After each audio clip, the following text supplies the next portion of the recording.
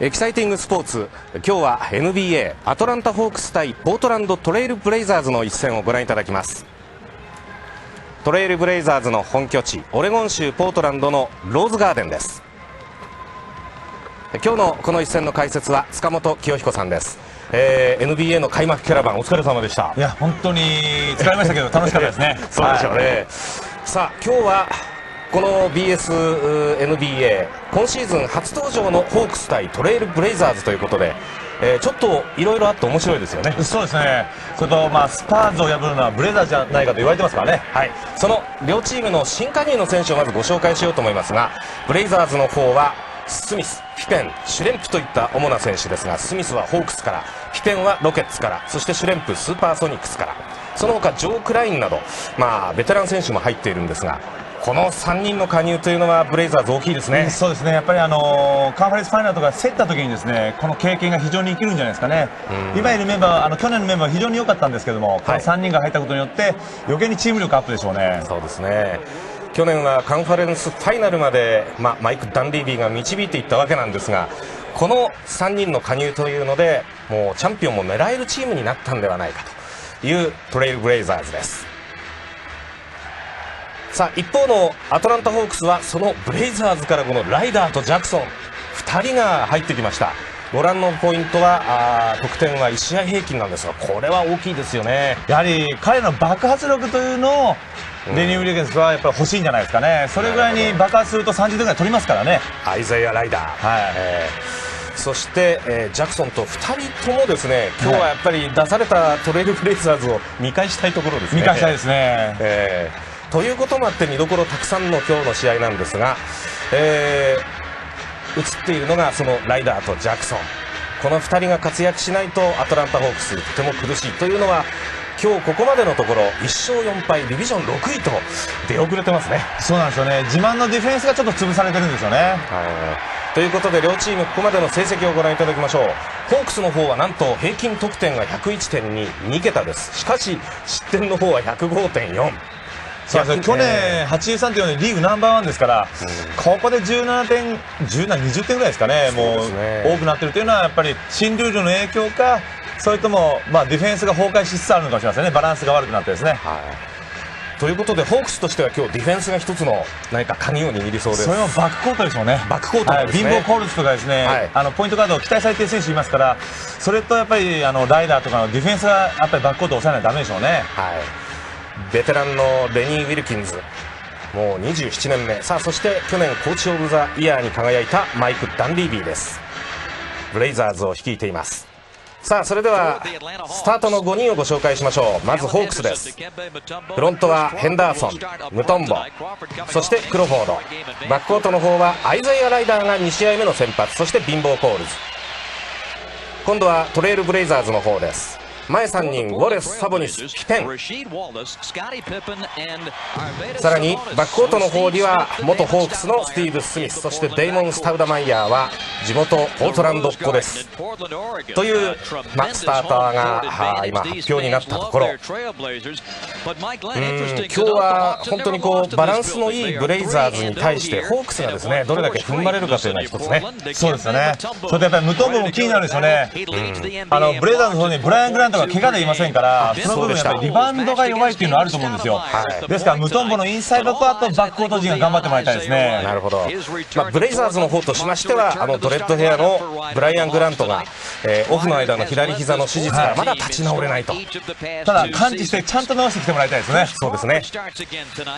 今日はホークスがご覧の赤いユニフォームです。そしてトレイルブレイザーズが白のユニフォームをつけて登場です。オレゴン州ポートランドのローズガーデン。ここまでトレイルブレイザーズの方は5勝1敗でディビジョン1位。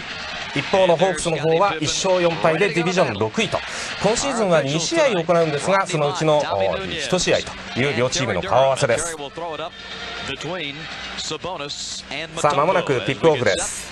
For game number 3 of this 4-game Western trip, the Hawks will be in Los Angeles to meet the Lakers tomorrow night before returning home Tuesday against the Charlotte Hornets at Phillips Arena. サボニスとムトンボが真ん中に寄ってきました。さあ間もなく試合が始まります。まずホークスがボールを取りました。第1クォーター12分が今始まったところです。12番をつけているのが貧乏コールズ。さあそして正面から早速ライダー、やはりここら辺は意地ですかね。まずボールをよこせと言わんばかりに真ん中に陣取っていました。そのまずアイザイア・ライダーが決めました。ライダーと言いますと、キャンプの初日に来ないわ、開幕戦はおばあさんが亡くなったということで出なかったり、その翌日の練習もすっぽかしたりと、ちょっとこのところホークスの中ではお騒がせ男になりつつあるという。ウィルケンズからすると非常に扱いにくい選手ですよね。なるほど一番すごいプレー出ましたね。はい、ウォレスです。スミスからのパスを受けたウォレスが決めました。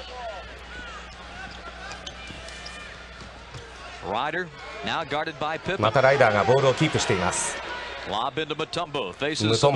ムトンボがオフェンスでどれだけ活躍できるか。マッチアップしているのはサボニス。そうなんですよね。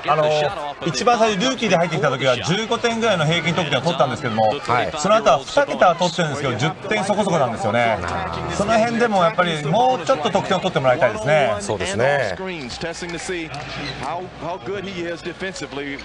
あホークスボールで試合が再開されています。さあ外からは外しました。サボニスがリバウンド。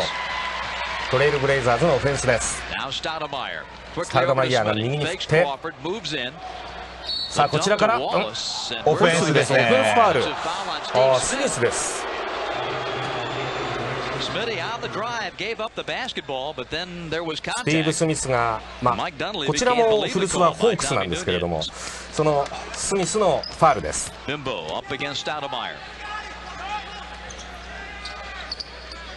さあ今ピペンがライダーにつきましたね。今ゴールの、ちょうど正面のあたり、ピペンが今ゴール下に構えています。いい感じでボールを取ったヘンダーソン。このゴーグルをつけているアラン・ヘンダーソンです。彼も去年非常に活躍しましたよね。そうですね、こういうとこがブライアン・グラントのいない影響ありますからね。こういうプレーをどんどん狙いたいですね。こ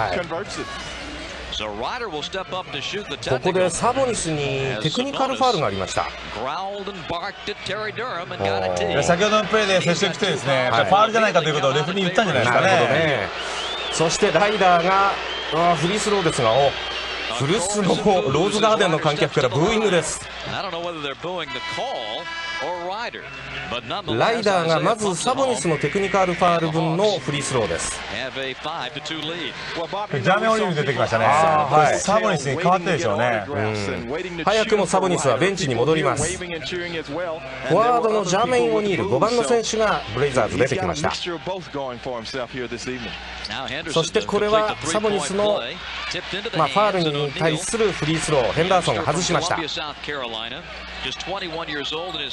5対2とまずアトランタ・ホークスの方が先行しています。第1クォーター最初の2分間が過ぎます。さあスミス決めました。スリーポイントです。今シーズン非常に調子いいんですよね。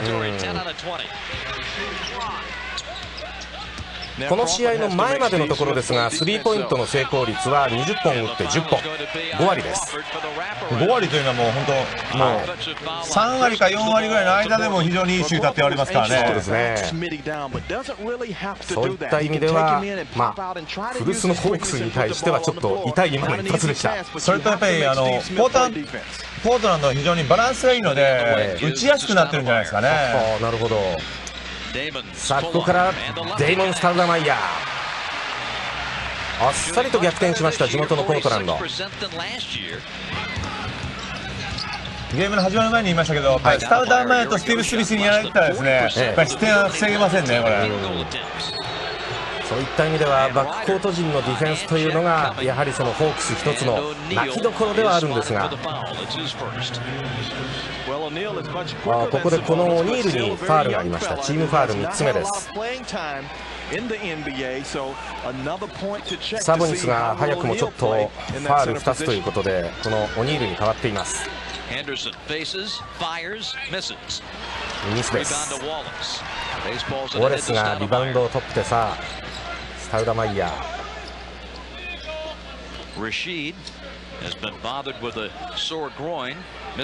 ここからオニールです。決めました。いいですね。今のボディターン。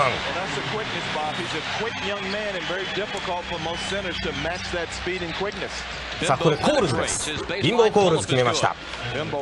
この辺りはホークスとしては立ち上がりしっかりついていきたいところです。2点差。ピペンがボールをキープ。そしてスタウドマイヤー、いいパスです。ウォレスがアウトサイドから決めました。ちょっと比較はできないんですけども、彼のムーキーブレードだとあそこ、もうちょっとですね簡単には抜かれないんですよね。なるほどね。それで引き寄せられてノーマークを作ってしまいますからね。ウォレスが簡単に決めてしまいました。今度は入れ返したライダーです。意地を見せたいライダー。ホークスは弱いチームだから自分を攻撃の核にしろと言ってはからないそうで、ちょっともうホークスの情報を見るとそういう記事ばっかり目立つんですけれどもね。そういういいプレーですね。ヘンダーソンパワープレーですね。同点に追いつきましたアトランタホークス。そういう口がですね、先ほどのフリースローの時のブーイングにつながってるんでしょうね。なっちゃうんでしょうね。スタウダマイヤー決めました。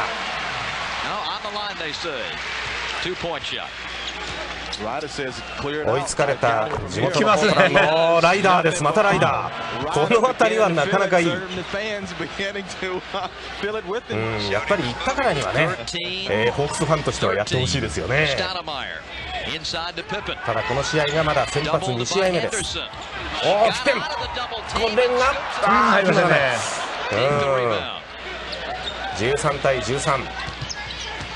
ライダーがここまで7ポイントと活躍していますホークス。元この今対戦しているトレイルブレイザーズの選手です。外からヘンダーソンはダメ。ピペン、カウントワーストですね。入りました。ピペンの初得点。ここでタイムアウトです。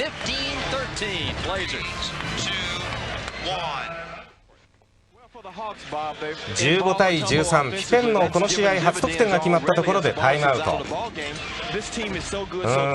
ークスとしてはこのゲームの中ムトンボがオフェンスに関われるかどうか、ミスを少なくすることだというふうに今出てます。ブレイザーズの方はライダーを止めること、ホークスをアウトサイドから打たせるようにしたらいいんじゃないかというふうに指摘しているわけですが、その通りですよね。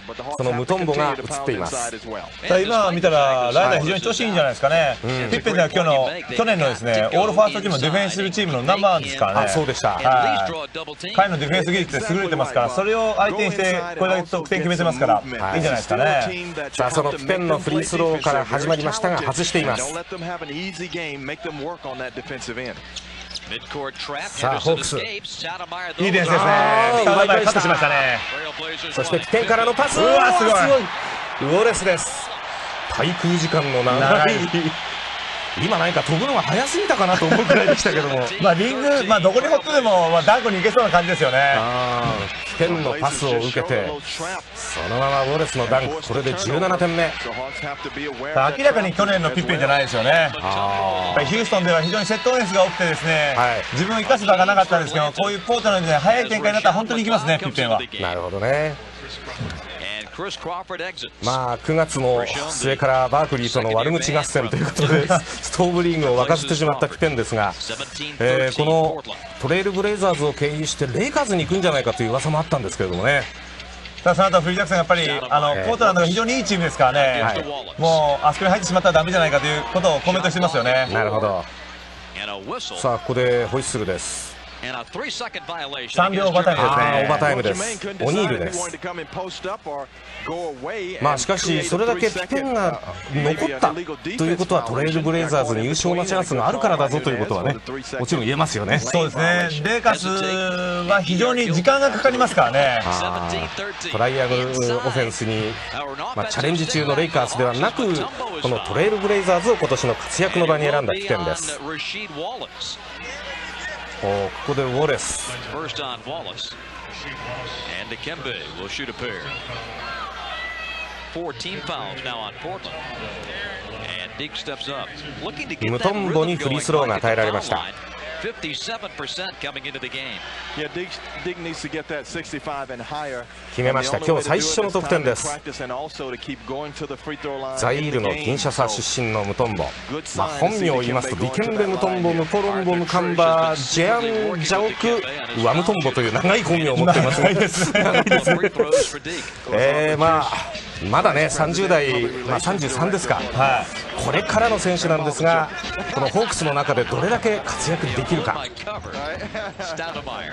もうリバウンドとですね、はい、シュートブロックというのはもうリーグを代表しますからね。そうですね。あとは得点ですよね。そうですね。ようやくフリースローで2点挙げたムトンボ、これで2点差です。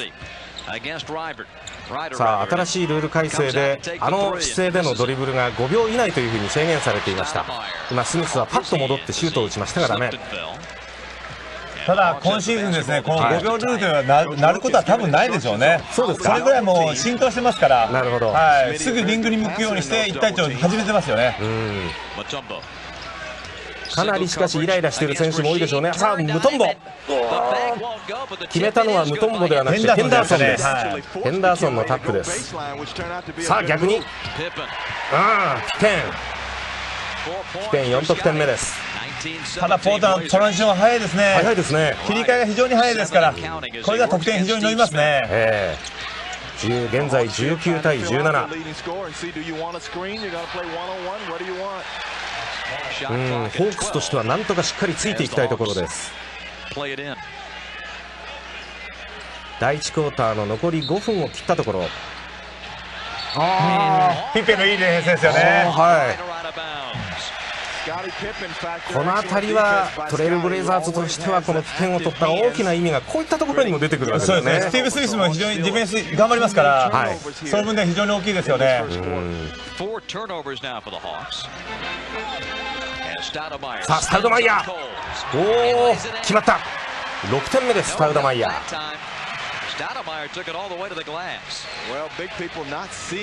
貧乏コールズがボールを持ってフロントコートに入っていきますが、さあホークスついていけるか。4点差。マクラウドが入ってきていました。またミスです。はい、片足で両足ついてませんでしたよね。はい、7番のラション・マクラウド、2つ同じようなミスが続いてしまいました。先ほどはピペンのナイスディフェンス。4点差です。いいパス決まりました。カウントですね。しかもウォレスに対するファール、このヘンダーソンのファール2つ目。ここでタイムアウトです。ウォレスが決めて23対17。ポートランドが6点差としたところでタイムアウト。こ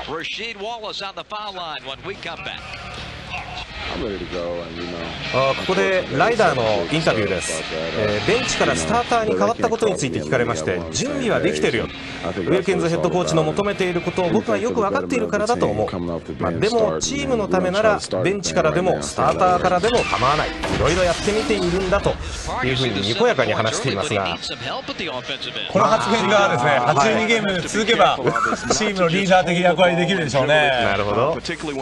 というライダー、自分に任せろと大見栄を切っているんですが、今日はここまで 7得点。ウォレスのフリースローは外れました。ここ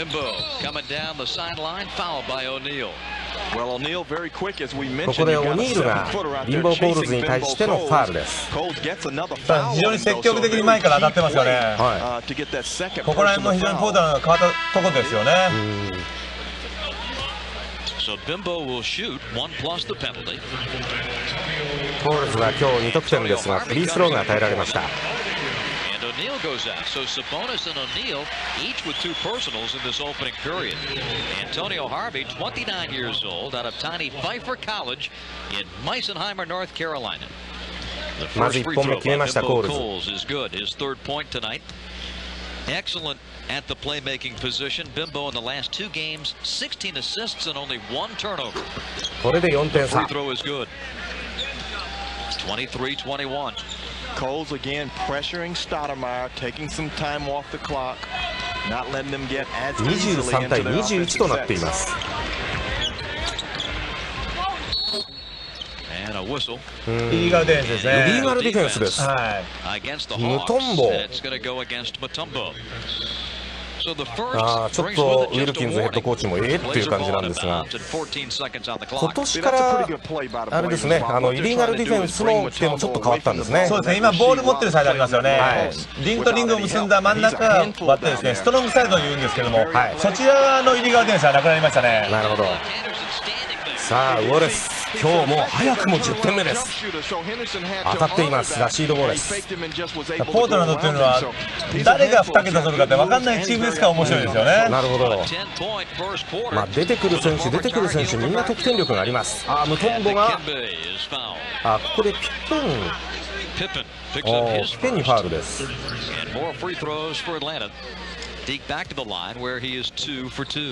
現在25対19。先ほどちょっと現地の得点表示が間違っていました。現在6点差です。ヘッ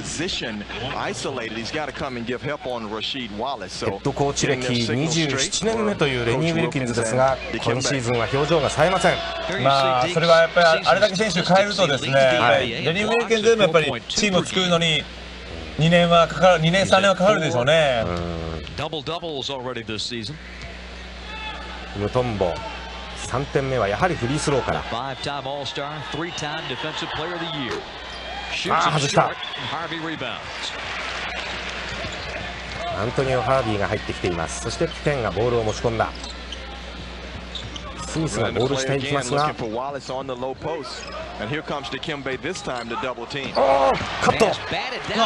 粘りましたね。粘りました。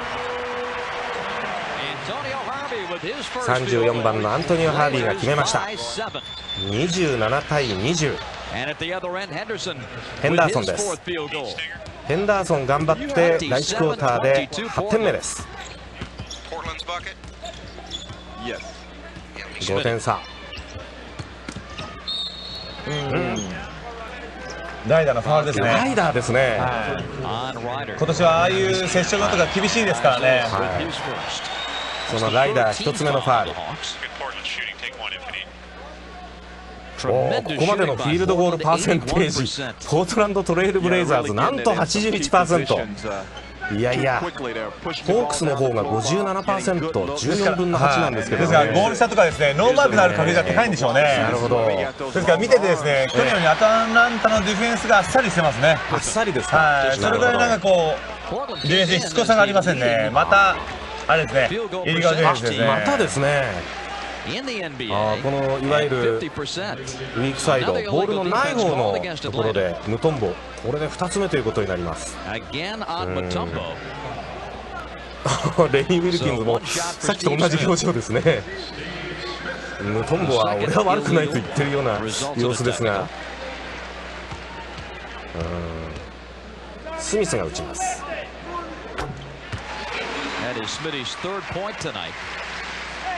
28対22、6点差。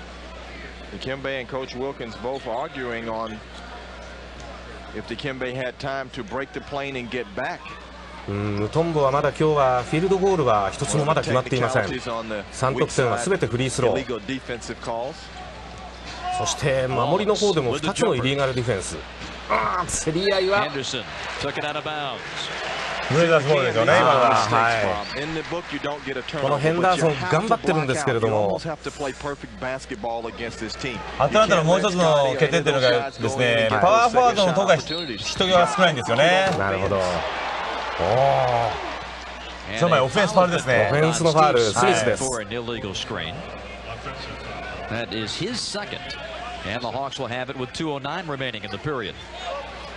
さあマイク・ダンリービーの方としてはもうまずまずの今日のね立ち上がりで、よしよしと、顔には出していないんですけれども、ここまではホークスライダーも今のところ7ポイントで抑えています。ナイスブロックですね。アントニオ・ハービーいいですね。アントニオ・ハービーです。はい。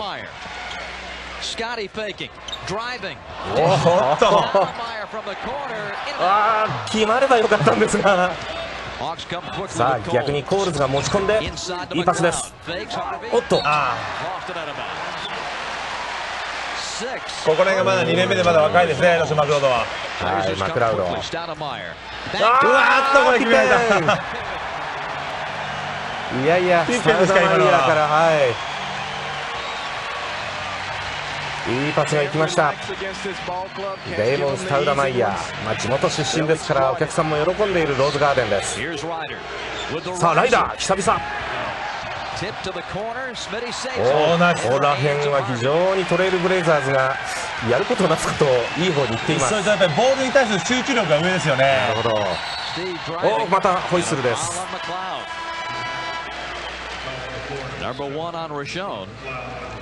マクラウドにファウルがありました。チーム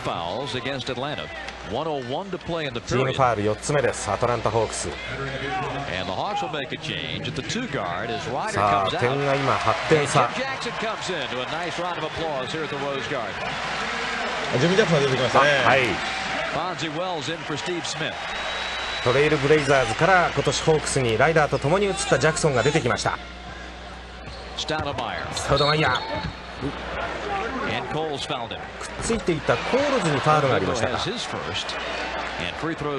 ルズ1つ目のファウル、これでチームファウルが5つ目。第1クォーターも残り1分になろうかというところで現在8点差。スタウダマイヤーに2スローを与えられます。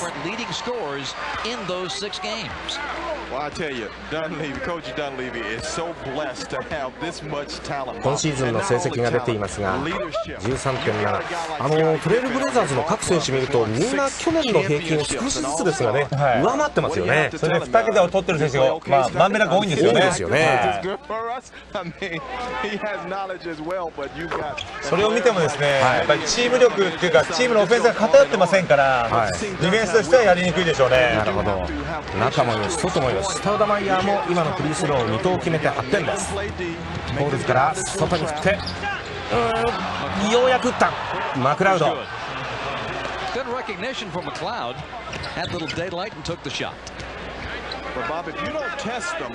ラション・マクラウドは今シーズン3試合先発があったんですが、さあここからダメです。ヘンダーソンがリバウンドを取って、さあ残り時間も少なくなってきた第1クォーター。頑張っているヘンダーソン。トラベリングです。ホークスの第1クォーターのターンオーバーはこれで7つ目ということになりました。さあも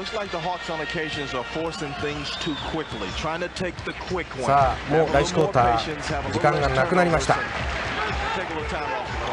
うですね、スタウダマイヤーの通面ゲーム、そうですかね。ここからスリーポイント決まりました。スタウダマイヤーこれで11点目。35対24。最後のシュートはダメです。第1クォーターがここで終わりました。35対24、あれよあれよという感じで最後の方はブレイザーズが引き離しました。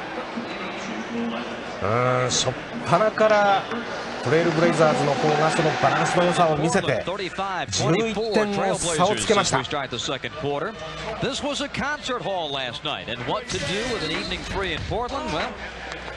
昨日ローズガーデンではスヌープドギードッグを招いてのコンサートが開かれまして、ライダーですとか選手が何人かが訪れたんですが、その時の様子が今紹介されています。ブレイザーズの方は昨日今日と連戦なんですが、ホークスの方はちょっと空きました。去年はイリーガルなちょっとあれですね、52試合という短縮されたシーズンだったんで、3試合連続とかね、非常に厳しいシーズンを送りましたからね。今シーズンは連戦が各チームとも見ると20試合からちょっと多いぐらいというところです。さあまずライトです。42番をつけています。クリッパーズからですね、移籍した選手ですよね。ロレンゼン・ライトが決めました。第2クォーターが始まっています。スタウダマイヤーの左手、再び11点差。早くももう2桁13ポイントを挙げている地元出身のスタウダマイヤー。ここからのシュートダメです。ここからのまだポートランド早いですからね。ディフェンス当たるんで早く戻らないとダメですね。今シュートを打ったのが31番のジェイソン・テリー、向こう側長いストッキングを履いているルーキーですね、ルーキーのガードのジェイソン・テリーが入ってきている。スタウダマイヤー、素晴らしい。第1クォーターの最後から3連続得点、しかもスリーポイントが2つ。これもジェイソン・テリーディフェンス頑張らないとダメですよね。さあそしてジャクソン決めました。ジム・ジャクソンです。トレイルブレイザーズからこちらホークスに移った選手。さあスタウダマイヤーの連続ポイントでここまでもう12ポイント差。相変わらずポートランドのフィールドゴールパーセンテージは 68%。どうしてもアトランタの方のディフェンスがあっさりしてますよね。それトランジションが遅いですね、ディフェンスに帰るのが。これはなんと改善していかないとですね、点差はどんどん開いていってしまいますね。ステイシー・オーグモンが今背中2番が見えました。さあここからスタウダマイヤーのパスを受けてアントニオ・ハービーが決めました。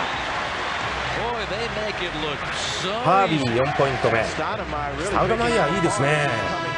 よく周りが見えてますよね、ここでも。速いパスでした。スリップしましたね、スリップスクリーンって言ってますけども、相手の間からすごい勢いでボールが飛び出してきます。今みたいなプレーっていうのは本当はジャズのストックトンとかカールマンがうまいんですけどね。ここで7番のマクラウド、アトランタの方にファウルがありまして、ハービーにワンスローです。For years, Bob, the philosophy of this organization was we want athletes. 自分で外して自分で決めました。ハービー今日これで6ポイント。今ポーターのグレッグ・アンソニーとシュレンパー出てきたんですけども、こう出てくる選手がやっぱりレベル高いですよね。なるほど。さあ手前今相手についているのが12番のデトロフ・シュレンプ。スーパーソニックスからの移籍です。44対28。やっぱりトレイルブレイザーズのオフェンスが相手を上回っている出だしです。オーグモンが決めました。そしてマクラウドが3つ目のファウル。オーグモンにフリースローが与えられたところでタイムアウト。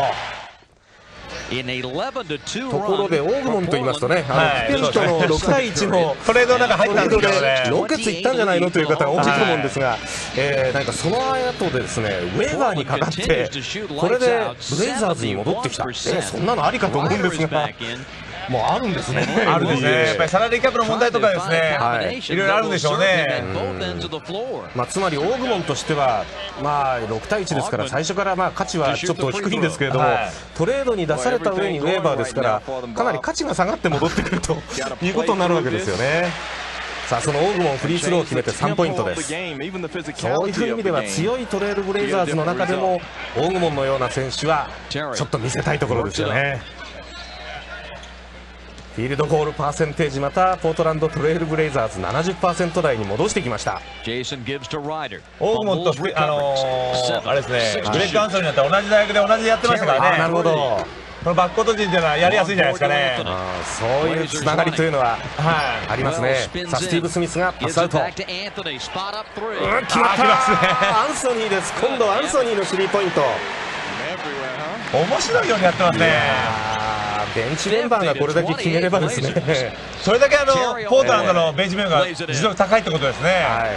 さあテリーが決めました、ルーキー。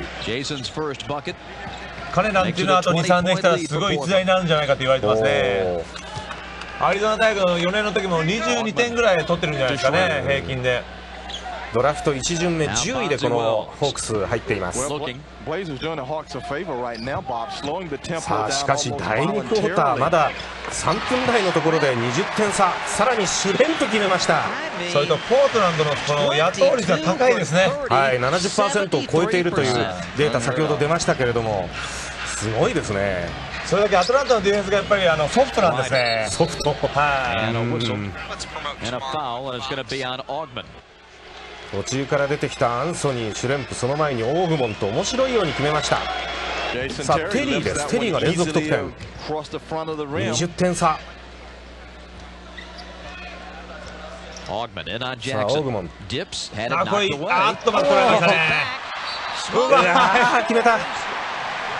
今ディフェンスに行ったライトにまたファールがありました。ロレントレードのファウルですね。2番のオーグモン、ああいうプレー見るとなんでトレードに出したんだと思いますよね。そうですよね。いやー、ちょっとホークスとしては困ったもんです。 Crawford back in. Right goes out with his second foul. クロフォードが戻ってきました。規制勝負もなんかアトランタにいましたからね、彼は。そうですね。それ考えるとアトランタに燃えてるのかもしれませんね。そういうこともありますかね。 They traded him to Houston for 現在 Pippen. 22 Then 点差。 Houston released him, so the Rockets are on the hook for his salary, which this year is $3.6 million. オーグモン、この第2クォーター途中から出てきてこれで6ポイント、55対32です。ポートランドトレイルブレイザーズ、その強さをもう出だしから爆発させている感じ。ジャクソンのシュートはダメです。ここのところホークスのですねライダーがちょっとあれですね。そうですね。第2クォーター入ってほとんど活躍できない形になっていますが、クロフ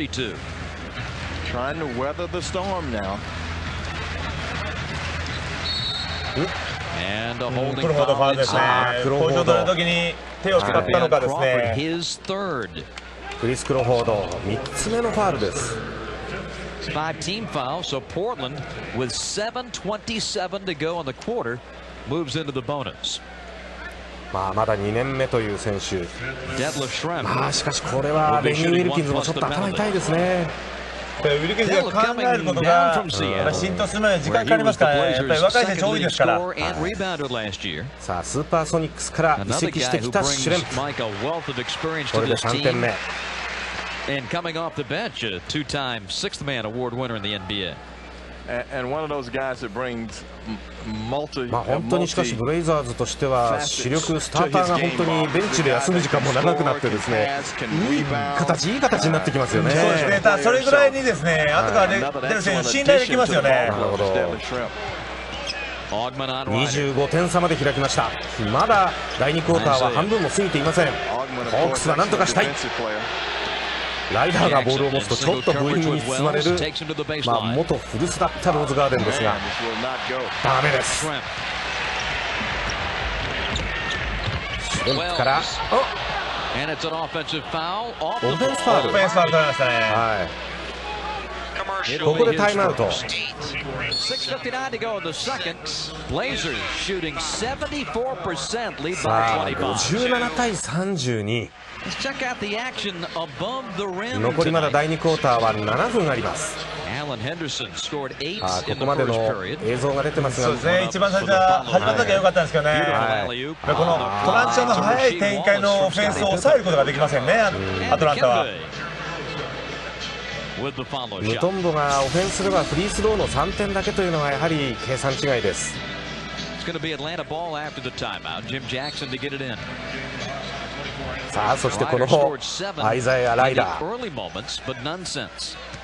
でかい口叩くならやってくれよというのがやっぱりアトランタファンの本音だと思うんですが、さあそのライダー AJ gives it back to Ryder. Inside to Deke. The hook. ムトンボはダメです。ライダーがムトンボにパスを出すという展開だったんですが、In transition. ムトンボの押してしまいました。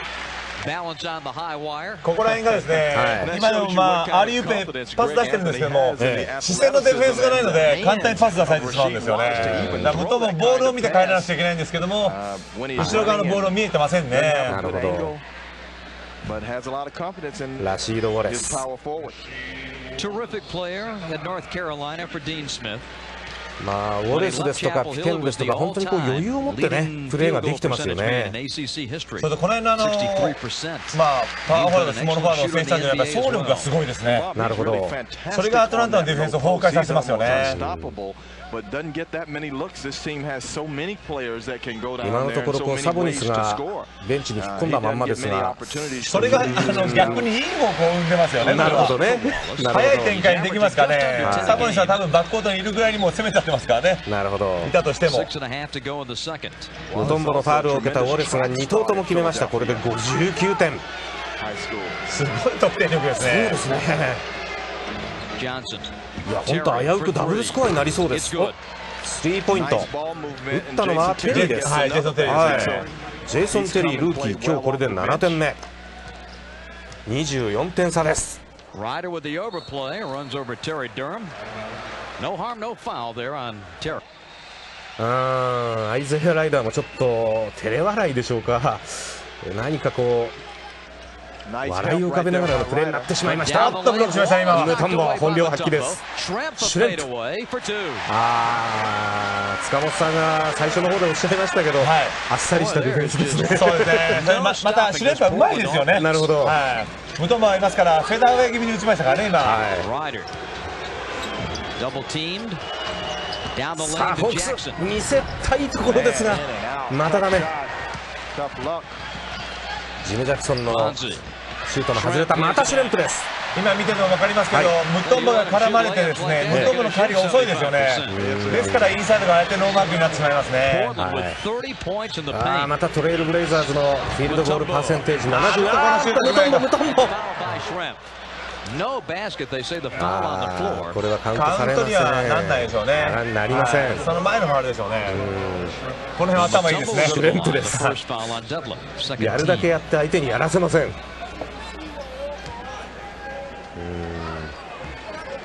そういった意味で見ますと本当トレイルブレイザーズの新加入の選手みんな当たってますね。当たってますね。スティーブ・スミス、ピケン、そしてこのシュレンプというふうに冒頭でも紹介しましたがみんな大活躍です。グレ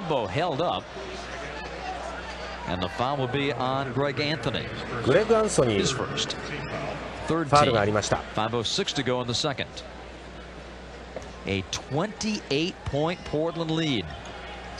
50番をつけたグレッグ・アンソニーが入ってきていますトレイルブレイザーズ。今日は本当に両チームともたくさん選手使えますね。そうですね。ポートランドはこれだけ点差入ってますけど余計になるでしょう、多くなるでしょうね。余裕ですよね。これもダメです。ここはイリーガルディフェンスですか。さあ62歳大ベテランのウィルキンズヘッドコーチも今日は本当に最初からあんな表情です。さあ正面からライダーダメです。どうしたんでしょうかライダー。リズム悪いですねライダーは。第2クォーター得点ないですね。ホークスはこのライダーが働いてくれなければさらにムトンボがオフェンスで活躍しなければというところですが。そうですね、去年はスティーブ・スミスとムーキー・ブレイロックが得点の一番得点源でしたからね。なんとか変えたいですねアトランタは。テリーです。ルーキーこれで2つ続けてスリーポイントですかね。10点です。10ポイントを挙げましたルーキーのテリー。期待する選手がダメでルーキーが頑張っているホークスです。ゴールした。こういうところ前よく見えてますよね。シュレンプからのパスを受けたウェルズ。シュレンプ、ウェルズともにベンチからのスタートです。ここもカットしました。シュレンプ今度は自分でいった。シュレンプこれで10得点目。もう第2クォーターにしてもうなんか1試合分入れちゃいそうですね。本当ですね。67対38、ここでアトランタたまらず20秒タイムアウトですが、いやまだ第2クォーターは残り3分38秒もあります。ただ今日初めて日本ではブレイザーズの試合見るじゃないですか。僕向こう側に2試合ぐらい見てるんですけども、大体同じようなオフェンススタイルですね。今日がとりわけいいわけじゃなくてレイカーズやった時もですね、非常に速い展開からオフェンスのカウンター良かったですからね。さあフィールドゴール、8本しか打ってないんですね。そうですね。第1クォーターの最初の方のシュートだけでしたね。そういった意味ではライダーがこの後頑張れるかどうか。そしてこのムトンボがまたダメです。しかしシュレンプにファウル。ムトンボに2スローです。なんとかあれですね、アトランタの方はこの第2クォーター終わるまでに20点台から10点台にしたいですね。今29点差です。ムトンボ今日まだフリースローの得点だけ。1投目外しました。だんだん無表情になってきましたウィルキンズヘッドコーチ。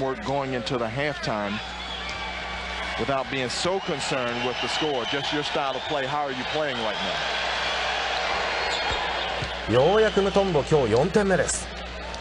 そういえばウィルキンズヘッドコーチはもう20年以上前にトレイルブレイザーズのヘッドコーチもしてたんですよね。なんか今日はそういう因縁メディアとかいっぱいありますね。いっぱいありますね。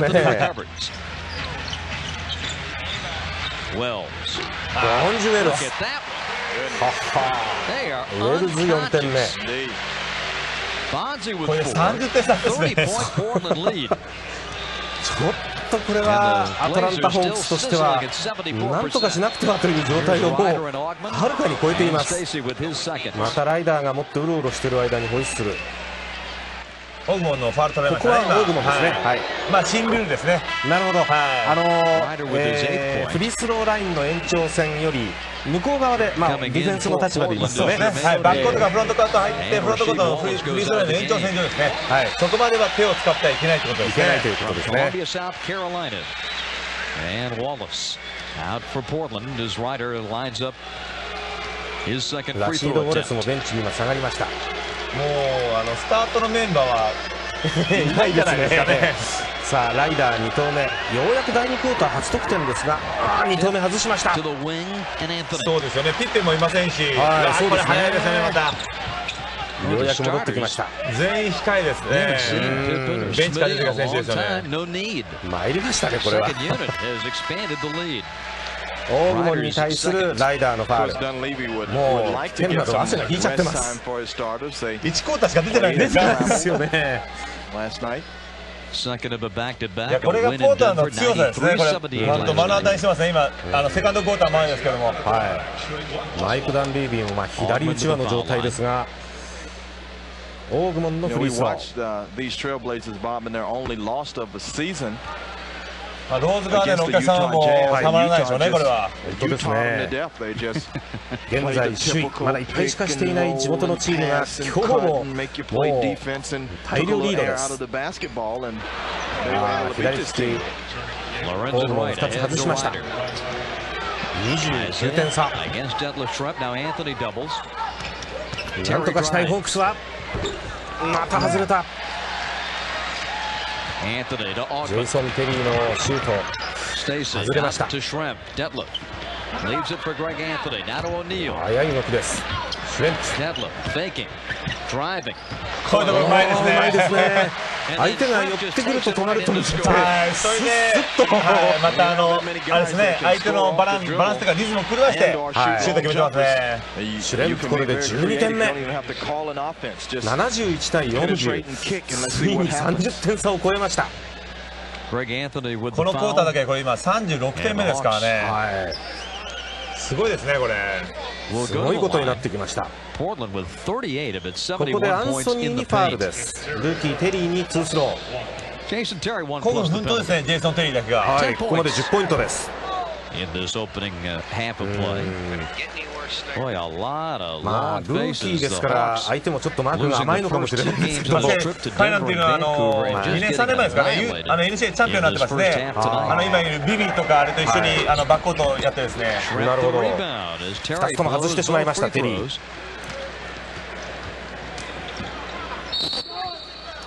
フェンシブファウルです。グレッグ・アンソニー。71対40、31点差。地元ポートランドトレイルブレイザーズがリード。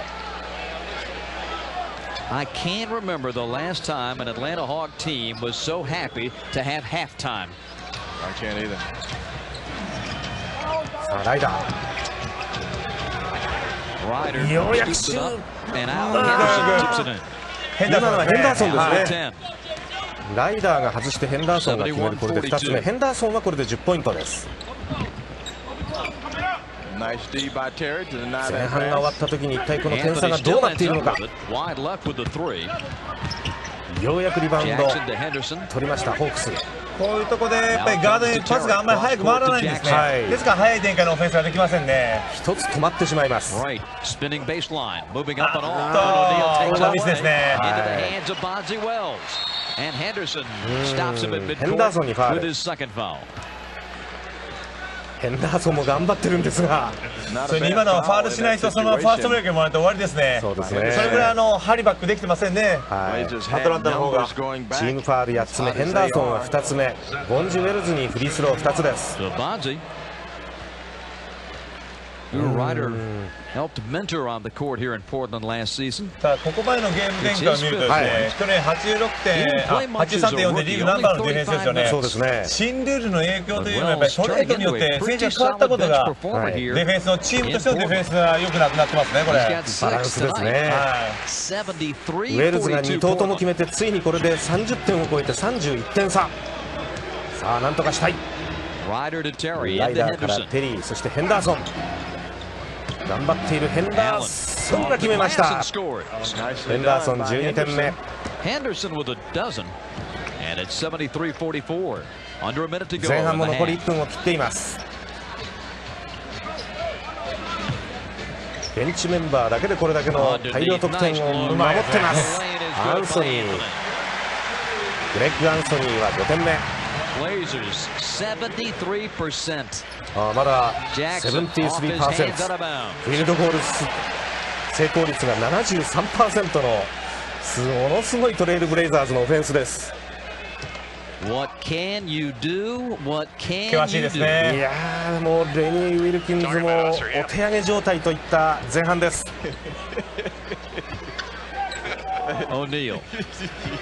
5番オニールが入っています。Inside, tipped away by Terry, picked up by Jackson, カット。 by Augman, nice bounce オー to グマンのナイスカットから。何をやってもアトランタうまいことできませんね。16 seconds ジャクソンです。 left in the half. 残り16秒で31点差。 Bonzi Wells steps up. Played his collegiate basketball at Ball State. 6番のボンジュウェルズ。 Left is the Mid-America Conference's all-time leading scorer. This is もう the 時間 first がな of くなっ two. ています。前半です。 Getting 18 minutes per game now, getting 31点差 some か good ら。 playing time with Ryan Grant still out and injured.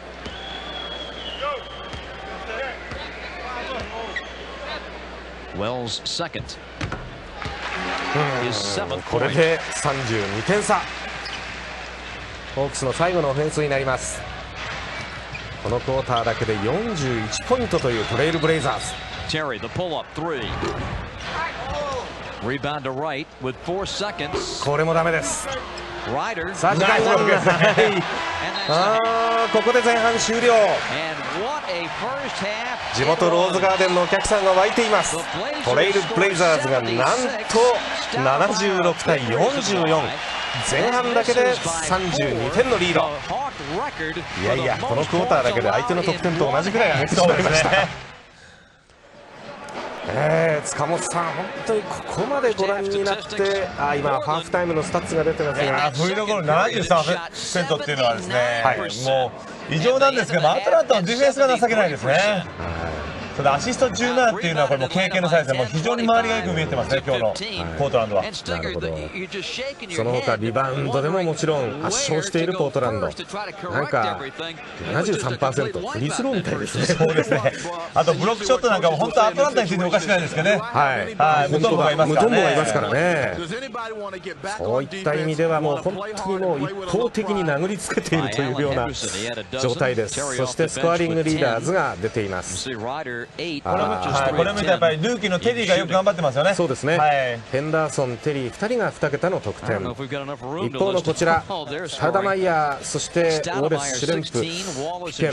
なんかこうやって見ると、スターターで活躍したというか、いっぱい取ったのは、スターダマイヤーだけですね。そうですよね。ウォレスとですね、シュレンプが何しろ途中から出て2桁。ピッペンとスミスというのは試合出てませんからね、そんなに。そうですね。ということでブレイザーズ圧倒的リードで前半終了。これから第3クォーターが始まります。ブレイザーズからすると冷静ですよね。これだけ主力を休ませられたら嬉しいですよね。本当ですね。いきなり打ったのはスタウダマイヤー、ミスです。トレイルブレイザーズは今日7戦目ですが、昨日ナゲッツとやって93対78で勝ったばかりです。その前実は今シーズン唯一の負けがジャズなんですね。92対87で敗れました。それまで開幕4連勝だったこのポートランドトレイルブレイザーズ。なんでしょう、やっぱりジャズにはなんかこの強さが通じなかったんですね。やはり今日見て分かりますけども、これだけの点数伸びてるのはランニングプレーが非常にいいってことですよね。やっぱりジャズのハーフコートバスケットに引き込まれていってしまったんじゃないですかね。なるほどね。オフェンスファウルですね。オフェンスファウル。ヘンダーソンです。3つ目のファウル。スタウダマイヤー。They called Allen Henderson for the foul. One official had a travel. It'll be the third on Allen. Stoudemire. おっと珍しくミスをしました。いや、そうですね。はい、ボークスのボールですね。はい、ボックスボールです。場内はブーイングなので、全員はファウルじゃないかということですね。そうですね。コ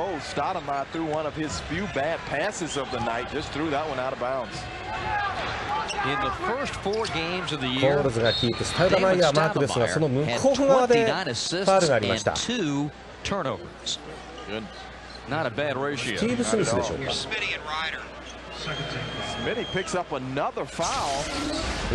ティーブ・スミス。これスイッチした時にあれですね、ライダーと共に逆の立場で去年までプレーしていた2人が今マッチアップしてたわけですが、ライダーに対するスミスのファウルです。サボニスが出てきています。11番の大きな選手が今ゴール下に入ってきます。ここから打った。決めました。サボニスはどちらかというとインサイドプレーがアウトサイドのシュートが得意ですからね。初得点です。今日スターターでしたけれども、すぐファウルを犯してしまいまして2つファウルということでベンチに戻っていましたサボニスです。もうサボニス大きいですからね。バスケットのボールを何かハンドボールのように扱いますよね。彼らの妙技ですよね、パスは。ヘンダーソン決めました。ヘンダーソン頑張っています。14点。32点差変わりません。サボニスはまだアウトサイド。さあここら辺からなんとか追い上げを図りたいアトランタ・ホークス、赤いユニフォームです。さあライダー、サボニスです。221センチ132キロというサボニス。221センチでスリーポイントが得意というのは笑いますけどね。すごいですよね。そうですね。リトアニア出身です。サボニスこれで3つ目のファウルということになりました。ムトンボのフリースロー。ムトンボまだ今日は4ポイントすべてフリースローです。5点目。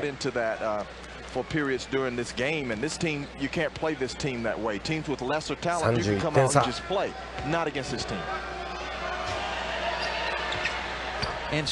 これで30点差。さあスタウダマイヤーがいてサボニスがいて、そしてスティーブ・スミスとウォレスがいますね。そしてキペンも入って、これはスタートの5人に戻っています。それがスタートの5人がですね、キペンやっと決まりましたね。決まりました。得点差が空いてるということでちょっと気が抜けてましたね。そうですね。スタウダマイヤーのパスを受けたキペンの見事なシュートです。32点差、もう80点に乗せました。まだ第3クォーターの3分が経つところです。このサボニスがしっかり止めました。さあ今度はスミス。スティーブ・スミス決めました。6点目。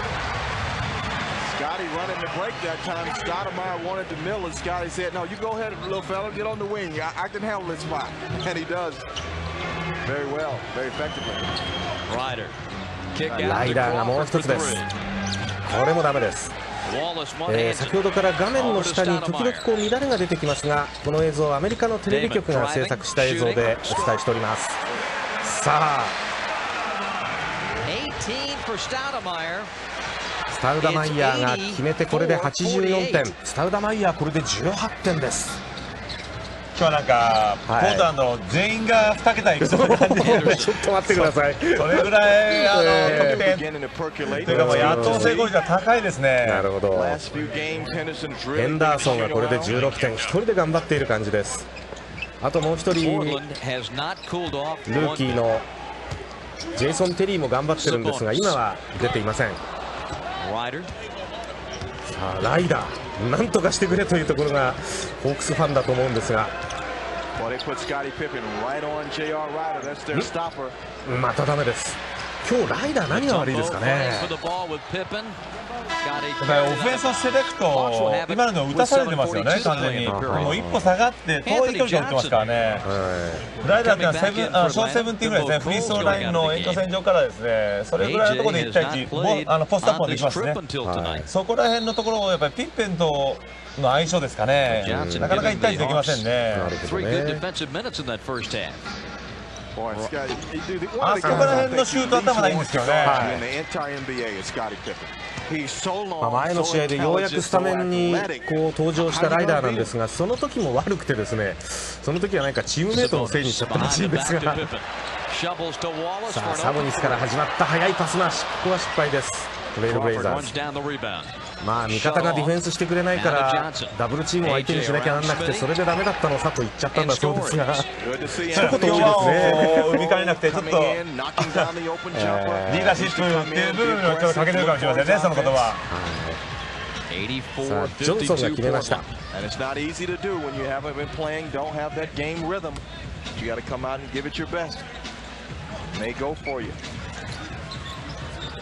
32点差です。ここからはダメ。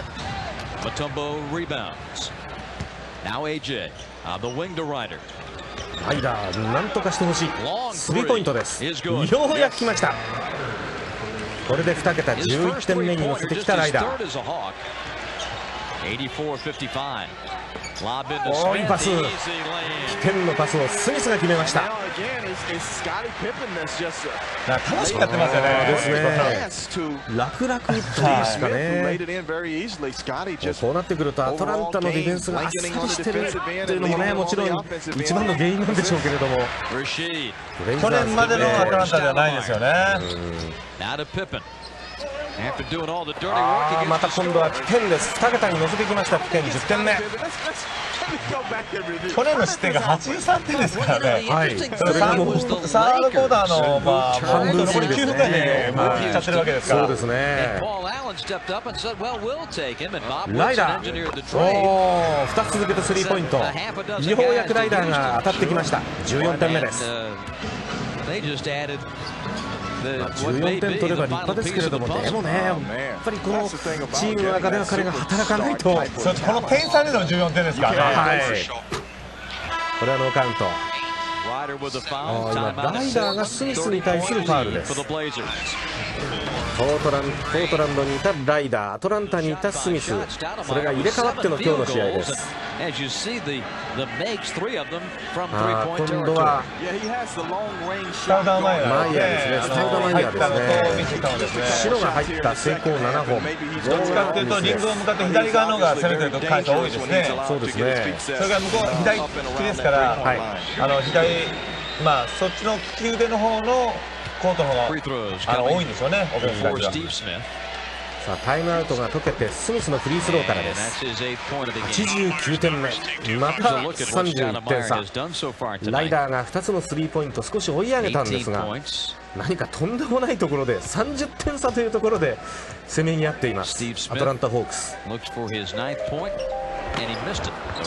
ミス2投目は失敗。31点差です。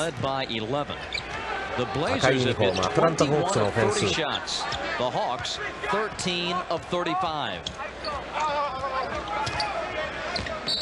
アンソニー・ジョンソンがキープしていましたが、もうピペン Illegal screen coming on Pippen. It will be his second. And that's a good call. こうなってくるとブレイザーズがトレイルブレイザーズが何点取るかっていうのは非常にこうなんだかフィールドゴールパーセンテージはようやく 70% を切りました。今のカットですね。カットしました。 5 seconds. Henderson banks, misses, ス and Pippen ペンがリバウンドを取って outlets to Rashid. Hard bounce to ス Stoudemire. タウドマイヤー決めた。今見て分かりますけども、本当に針が細いですね、アトランタは。そうですね。あのパスを簡単に通されてしまったらダメでしょうね。ようやくヘンダーソンは今日18点目、31点差。これがファーストブレイクからのポイントですが、ブレイザーズが15点、そしてホークスが2点。これではもうスピードの差歴然という、データです。サボニスうまいですね。決まった。ウォレスからのパスを受けてサボニス、今度は左側から決めました。93対60。なかなか20点差台にしてくれません。クロフォードです。クリス・クロフォード、また来ましたね。ウォレスです。起点ウォレスのライン。いやいやいや、あんな簡単にやるはずはないんですけどね、普通は。ホークスのディフェンスがズタズタになってきました。95対62。ヘ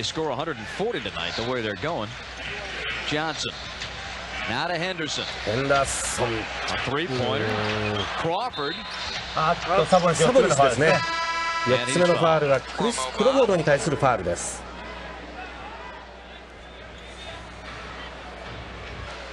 クロフォードのフリースロー。こ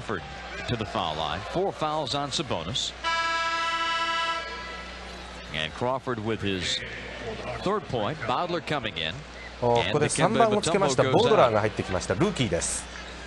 ドラフト1巡目17位でオールドドミニオンから入ってきました。クロフォード2つとも決めてようやく31点差。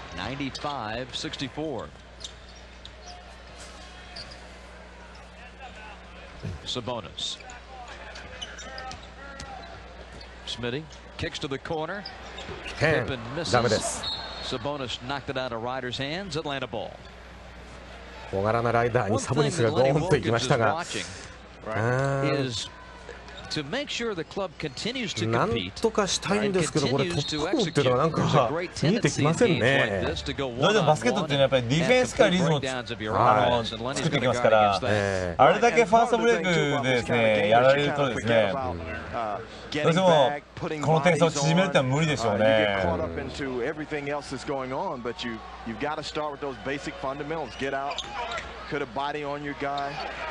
フリースローが与えられましたが失敗しましたアンソニー・ジョンソン。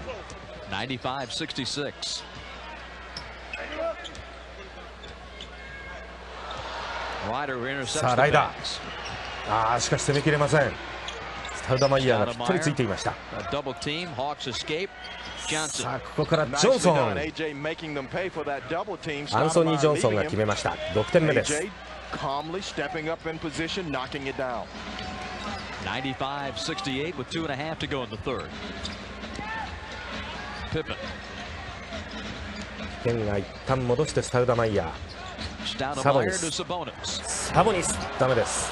ほぼ2回もったいないですね。取れないホークス。オニールがよくカバーしましたね。ジャーメイン・オニール。97対68。ここでファールがあったところでタイムアウトです。さあ今度はスティーブ・スミスがインタビューに答えています。古巣のホークスとの対戦についてとっても嬉しいよと、前のチームメートにも会えるしいい試合になると思うよというふうに話しています。特に何かやってやるとかはないと、チームが5勝1敗だしこれ以上求めないとそうでしょうね。そういうところチームの感触を確かめてるみたいですね。これだけいいと何も言うことはないでしょうね。なるほど。スティーブ・スミス、去年までホークスにいました。さあジャーメイン・オニールのフリースローから試合再開です。第3クォーター残り2分余りというところ、31点差。彼なんかもフリーエージェントだったんですけど、プレータイムをもうちょっと伸ばすということでフリーエージェントでポートランド残りましたね。なるほど。やっぱり強いチームだとそういうこともね起きてくるわけですね。ヘンダーソン頑張ってこれで20点目。よ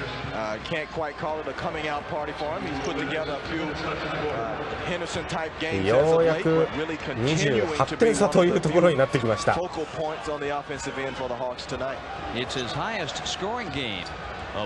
シーズンの最多得点まで持ってきた1人頑張る44番のヘンダーソンです。やっとディフェンス頑張りましたね、アトランタは。アンソニー・ジョンソンが持ち込んでまたヘンダーソンです。22点目。先ほど20点に乗せた時点で今季最高という得点でした。さ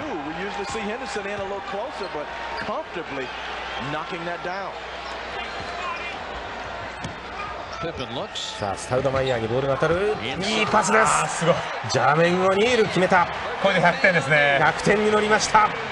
まだ第3クォーターです。まだ試合は13分以上あります。いやいや何点入るんでしょうか。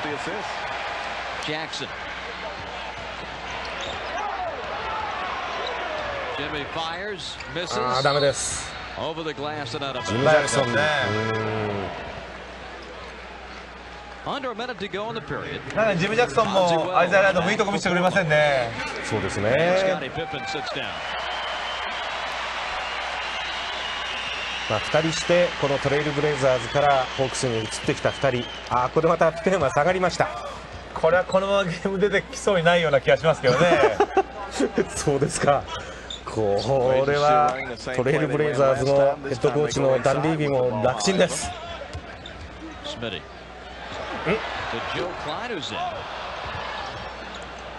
ジョー・クラインがゲームに登場してきているトレイルブレイザーズです。今シュートを打った35番のクライン。ニール・ジャクソン。オニールが決めたところで100点。28点差がついています。今ウェールズにファールがありました。ジム・ジャクソンのフリースロー。今日はまだ2点です。オグモン出てきましたね。はい、2番のオグモンです。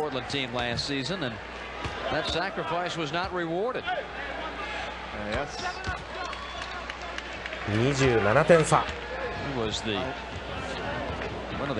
第3クォーターの最後のオフェンスになりそうです。これはもうこのまま時間いっぱい使うでしょうね。スタウダマイヤーボールキープ。こ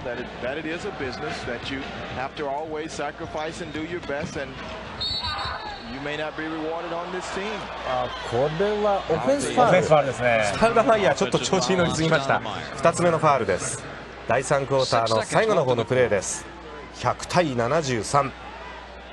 ポートランドトレイルブレイザーズが大量リード。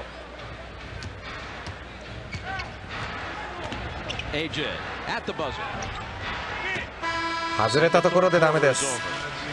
アンソニー・ジョンソンのシュートが外れて第3クォーター終了。100対73。第3クォーターで2桁に乗せてきましたポートランドトレイルブレイザーズ。ご覧のようにしかし第3クォーターはホークスの方が29点。少し頑張りましたが得点差はいかんともしがたく、ついにブレイザーズは100点に乗っています。さあここまでの得点経過ですが、なんとセカンドクォーターでは41点。さらにホークスの方のボックススコアをご覧いただいていますが、コールズがフィールドゴール4ポイント、ライダーが14ポイント、ムトンボが5点。これ全部フリースローです。ヘンダーソンが1人頑張って22点、クロフォードが4点。さあ第4クォーター12分が始まりました。いきなりジャクソンいった。25点差。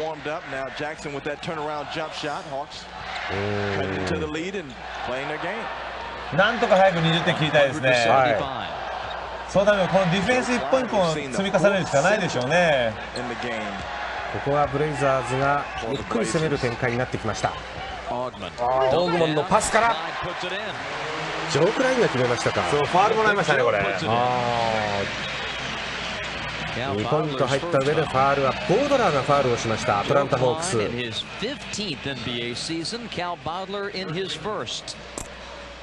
No truth to the rumor that Joe is already drawing his pension. I'd heard that rumor too, Bob. I'm glad you. 今シーズンまだ1勝してしかいないアトランタホークス、今日も大苦戦です。ゴールテンディング取られましたね。ゴールテンディングですね。フリースローが外れかかっていたのにそうですね、手に触ってしまいましたよね。ヘンダーソン4つ目のファウルということになりました。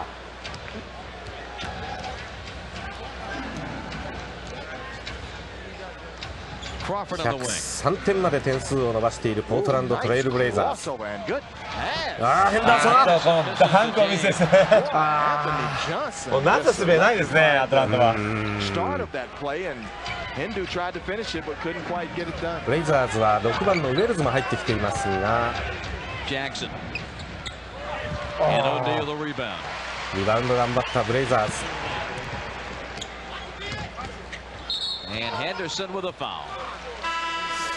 しかし今日ここまでのところは本当文句なしのトレイルブレイザーズなんですが、シュレンプが入ってきましたが、あれですよね、ここにブライアン・グラントが入ってくるとますますリバウンドが強くなりますし、ブライアン・グラントのディフェンスが非常にいいですからね。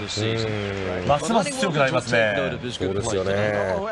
左膝の手術で、開幕直前に、怪我人のリストに入ってしまったブライアン・グラントがまだいるトレイルブレイザーズです。105対75、依然として30点を境にした攻防です。ク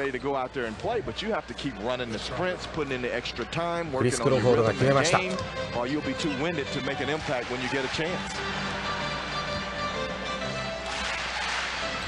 まいですね。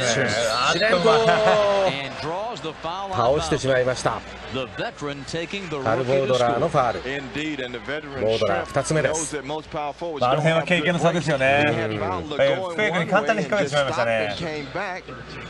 14年目のシュレンプ、ソニックスからこのブレイザーズに移ってきました。トラベリングです。ジャーメイン・オニールがトラベリング。こ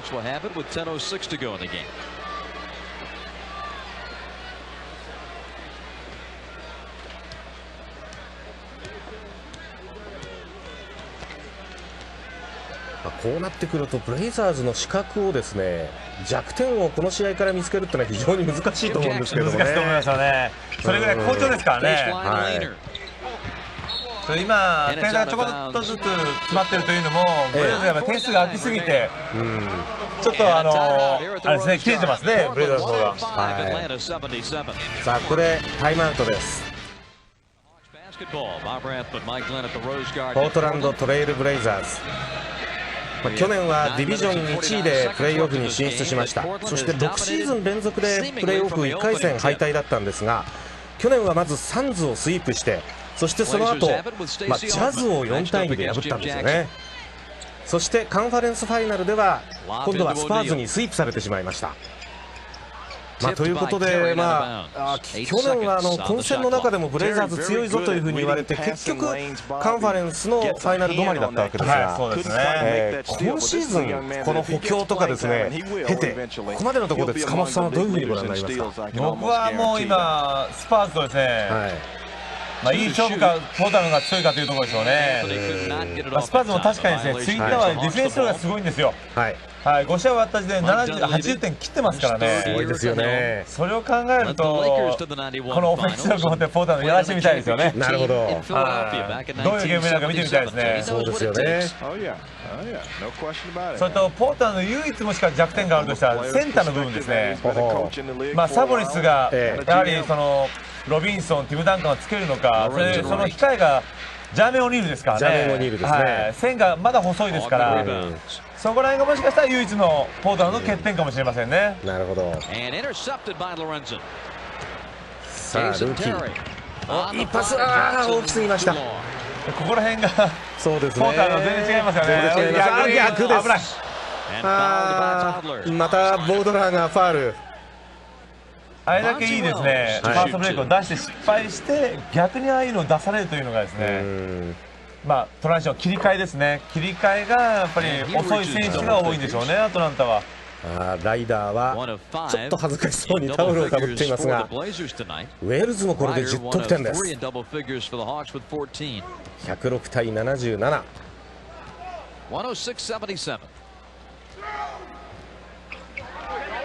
もうどうしてもホークスの攻めはこうした。またいい数えましたね。オーグモン、いやいやいや、ローズガーデン地元のお客さんは大喜びです。今日これでダンクでの得点20点目というポートランドトレイルブレイザーズ。108対77、点差また29点です。失礼、31点です。ここまでのダイジェストご覧いただいてますが、とにかく速い攻めから入れる、ここまで108点です。ですからポートランドの方はそれほどパスを回してませんよね。1回2回のパスでオフェンスができてしまいますから、非常に簡単ですよね。もうちょっとアトランタが粘っこくやるとですね、ミスも出てくると思うんですけどね。なるほどね。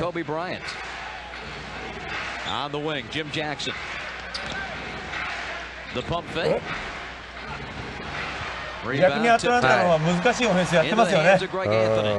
簡単にいってしまいますね。今度はまたシュレンプ、オーグモンがいいパスを出しました。もうゲームのもうこの勝負というのは多分もうついちゃってますよね。ですからアトランタは自分たちのディフェンスをやっぱり直すためにもこの後8分間使いたいですね。シーズン長いですからね。82試合のシーズン、まだこれが両チーム6試合目7試合目です。さあオニール、今シーズンから新ルールで先ほどハンドチェックが厳しくなりましたよね。そうするとスピードのあるバックコート陣っていうのは非常に有利です。それを考えてもアトランタというのはですね、この前にミルウォーキーですか、ミルウォーキーに119点取られてるんですよね。そうでしたね。あそこのバックコート陣が非常に得点能力ありますから、そういうチームにはアトランタ弱くなってしまいますね、これでは。今珍しいプレーでしたね。シュレンプとライトが競り合って、このプレージャンプボールになりました。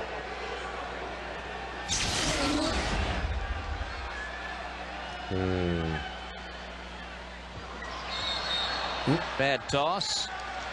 Now they're going to have a violation against ライトのバイオレーション取られましたね。pull the arm down. トレイルブレイザーズボールになっています。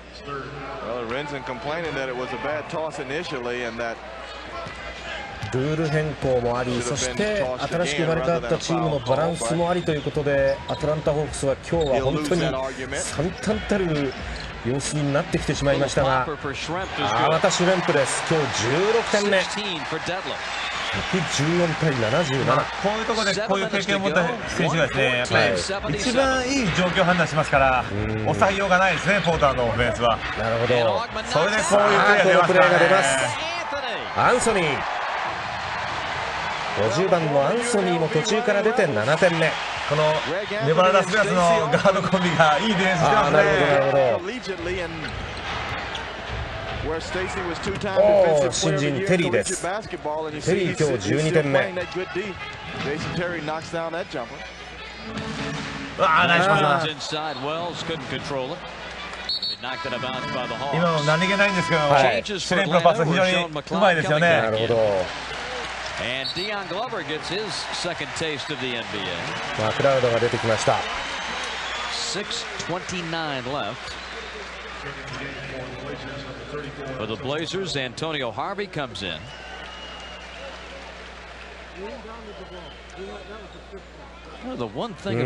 ベテランも今日はこれでおしまいでしょうか。もう十分今日働きましたね。そうですね。逆にベンチプレーヤーたちがですね、これだけ出る時間が長いというのはあれですね、自分たちのパフォーマンスを見せるところですから、ですからコーチにやっぱアピールしたいですよね。そうですよね。彼らも WWJD をしてますね。あ、手首に巻いてる。それ結構僕のところにも問い合わせ来るんですけどね。これがファットウッドジーザスドゥですかね。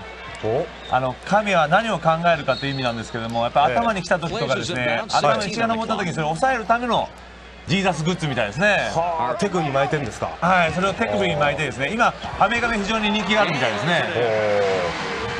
頭に血が上りやすい選手がつけるんじゃないですかね。ですからニューヨークの選手多いですよ、非常に。だからカッときたらそれを見るわけですね。それで去年のポイント得点ナンバーワンのアイバースもつけてますね。そうですか。さあ、テリーが決めました。14点目を入れましたテリーです。118対81。ナイスパスですね。ボードラーにファールがありました。アンソニーに対するファール。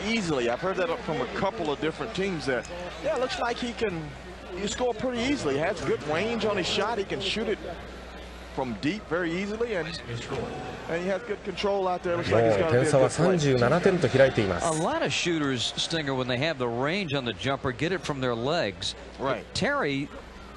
ー、本当出てくる選手みんな点を入れますが、やっぱりダンリービーがですね、かなり選手にこう均等に機会を与えているというのは去年からの傾向もあるんでしょうね。ありますね。それにポートランドにはですね、一つのポジションに2人はいますよね、いい選手が。なるほど。ですから誰を出しても変わりませんよね。ですからプレータイムを同じくするというのは一応選手たちをやる気を起こさすという意味では一番必要かもしれませんね。なるほどね。決めました。ウェルズこれ2ポイントで12点目になりました。ボンジュウェルズ、速い攻めも止められます。これでいいパスが出てですね。これは外れた。外しましたけどもいいオフェンスになってましたね。そして相手に早く攻めさせません。ディオン・グローバーが入ってきて、ですからこの辺シーンルールがお互いにあるわけなのにですね。そうですね。もうポーターの断然オフェンスが速いですよね。本当ですね。ルールは一緒ですからね。ですからそれだけディフェンスが帰るときにですね、ボールを見て帰らないとかですね、そういうの多いんでしょうね。ついに両チームの点差は40点を超えてきました。ホークスは何とかしたいところです。と言ってももう残り5分を切っています。外からのシュートももうこうなってくるとダメです。ここでもここにボールが飛ぶというのが厳しいですよね。今は後ろから叩いてしまいました。ハービーです。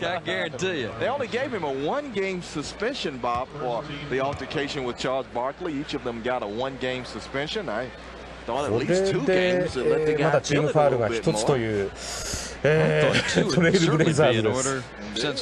もうホークスの方は5つファウルがいっています。41点差。オレンジアもちょっと珍しいですね。そうですね。本当なんかお互いにトレードをしてですね、チームを作り変えたんですけども、ベースはポーターの方がいいんですけどね。ただ本当明暗分けてますね。このトレードがどういうふうに働くかというのは本当に蓋を開けてみないと分かりません。マクラウドにファウルです。Starting with the head coach. I mean, he has seen his defense just absolutely shredded. ただこのポーターの見てると。ついに下向いちゃいました。はい、ポートランドはやっぱり上下側じゃ僕今のところナンバーワンだと思いますね。これ得点能力が高いですから、それでどこを取っても抑えづらいですよね。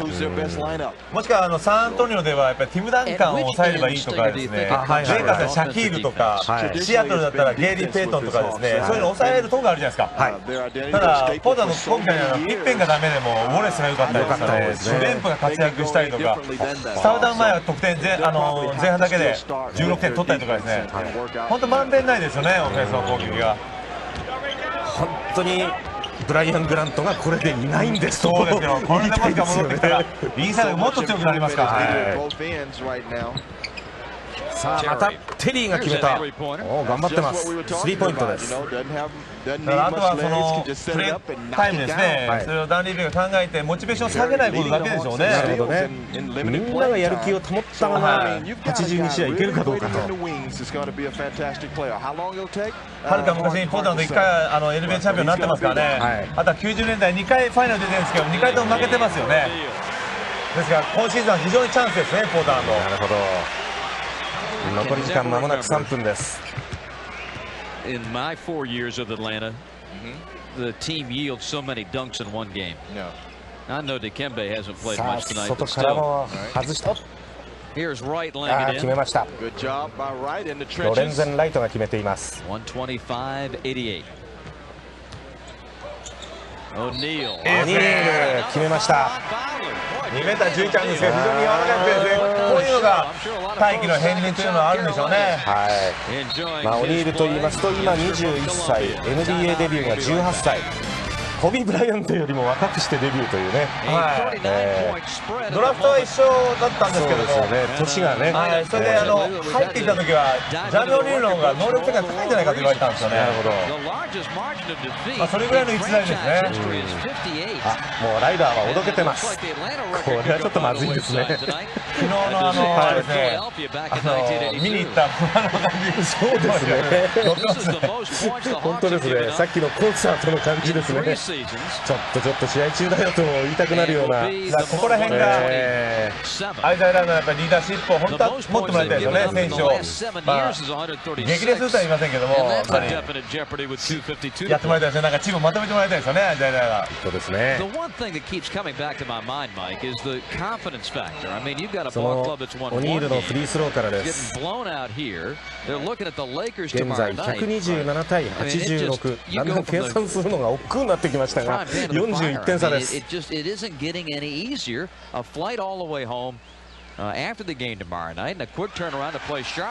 礼、これで40点差です。128対88。先ほどライトが決めていました。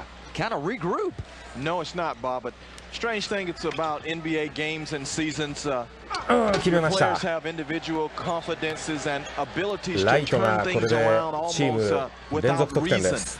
You can go in situations where teams have no chance of winning. You're thinking all of a sudden it clicks, they play well, and they come ホー away ク with ス the は win. ここ3シーズンで一番取られた点というのが136点というのがあったんだそうですが、それにだんだん近づいてきてしまいました。ボールが手につかずに蹴ってしまいました。Well, maybe that night will be tomorrow night in Los Angeles. As you know, Phil Jackson is sitting there saying, "Uh-oh." They got blown out ホ tonight. ー They'll ク be ス ready は to これ play までに大量得点で負けたというのは最高58点差で負けたというのがあるんだそうですが、それはなんと1958年、もう40年以上前ですね。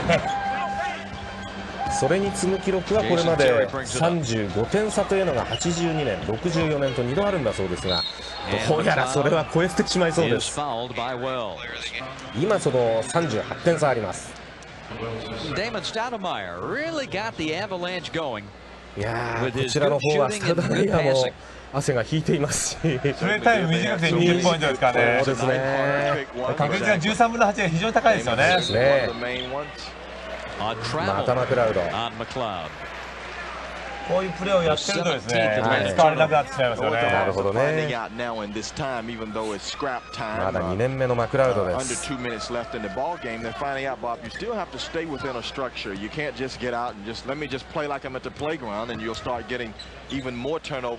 1分30秒切りました。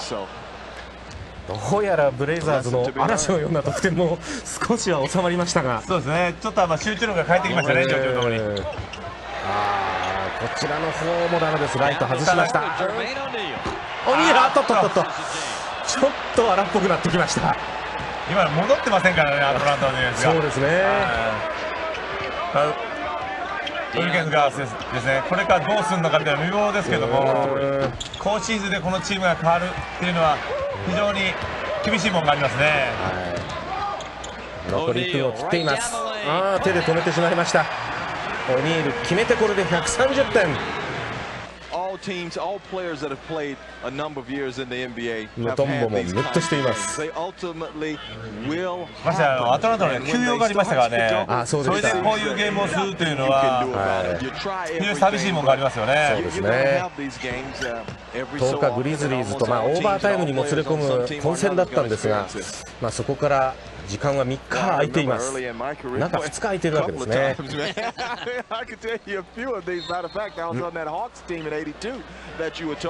ル取られましたね。今度はこちらオニールの方です。トレイルブレイザーズファール。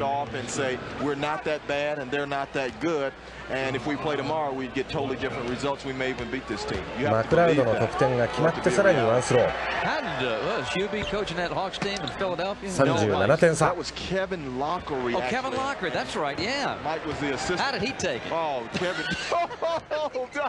さあ時間がなくなってきました。外からはダメです。さあこの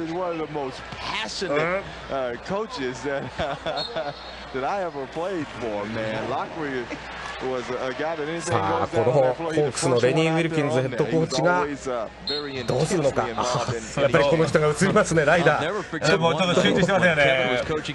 もうなんかにやついてしまっています。コーチの顔見たらちょっとコーチがかわいそうですよね。さあ時間がない。最後のプレーになるんでしょうか。ホイッスルがありました。ファウルですね。ルーキーのテリーのファウルです。もう残り時間6秒でフリースロー。アントニオ・ハービーにフリースローです。もうすっかり汗の引いたスターティングメンバーです。ア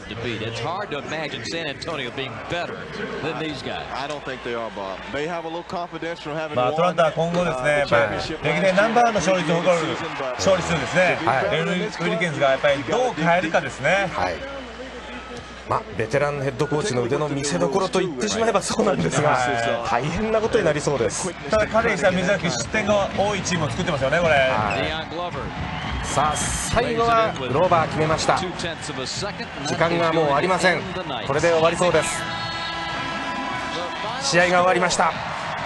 アトランタホークス対ポートランドトレイルブレイザーズの試合は131対95、36点差。ホークスは自分のチーム史上ワースト2に入る大量点差で敗れてしまいました。塚本清彦さんの解説でお送りしてまいりましたが、塚本さんも最後苦しかったですね。これはね、見ていてもですね、ポートランドの非常に、切り替えの早いですね、スムーズなオフェンスを見せてもらいましたよね。本当に今スパーズと戦ったらどんな試合になるかというようなね、そんなことをね思わせるトレイルブレイザーズ。ご覧のようにいわゆるクォーターごとの得点経過を見ますとご覧のようになっています。第2クォーターの41点というのは本当にすごかったですね。ブレイザーズが131点、守ってはホークスを95点に抑えました。さあそれでは個人成績です。